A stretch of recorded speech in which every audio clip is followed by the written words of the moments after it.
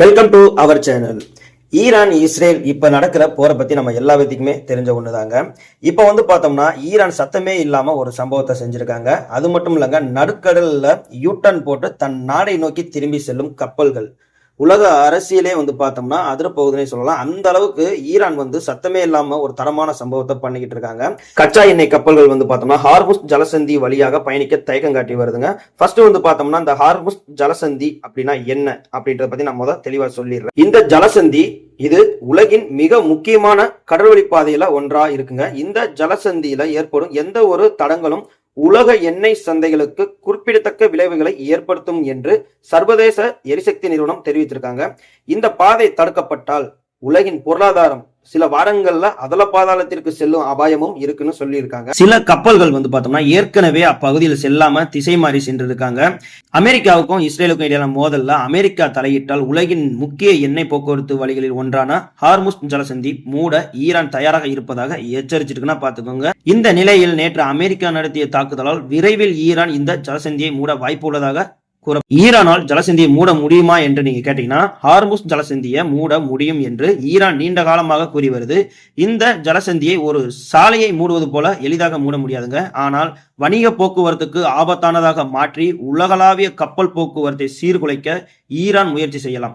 2 ஏவுகணைகளை ஏவினால் போதும் போக்குவரத்து ஸ்தம்பித்துவிடும். 1980களில் ஈரான் ஈராக் போரின் போது ஈரான் எண்ணெய் டேங்கர்கள் மற்றும் எண்ணெய் ஏற்றுதல் வசதிகளை குறிவைத்து தாக்கியிருக்குங்க.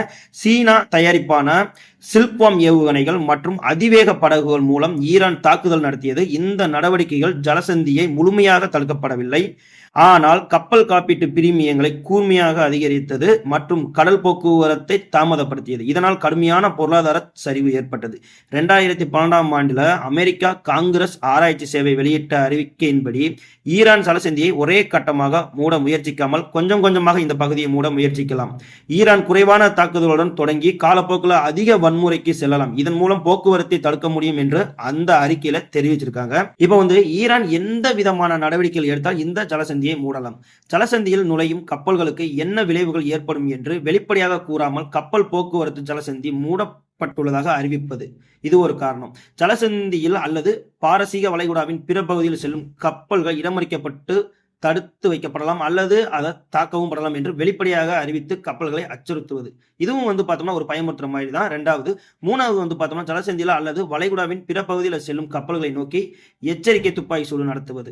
ஜலசந்தி மற்றும் வளைகுடாவின் பிற பகுதிகளில் கடல் கன்னிவெடிகளை பயன்படுத்துவது. நீர்மூழ்கி கப்பல்கள், மேற்பரப்பு கப்பல்கள், கரையோர ஏவுகணைகள் மற்றும் விமானங்களை பயன்படுத்தி ஜலசந்தி வெளியே உள்ள நாட்டு கடற்படை கப்பல்களை தாக்குவது. இந்த நடவடிக்கைகள் கப்பல்கள் பகுதிக்கு செல்லாமல் தவிர்க்க வழிவகுக்கும். இது மிகப்பெரிய பொருளாதார சரிவுக்கு வழிவகுக்கும் சொல்லிக்கிட்டு வர்றாங்க. இதை பத்தி உங்களோட கருத்துக்களை மறக்காம வீடியோக்களை கமெண்ட் பண்ணுங்க.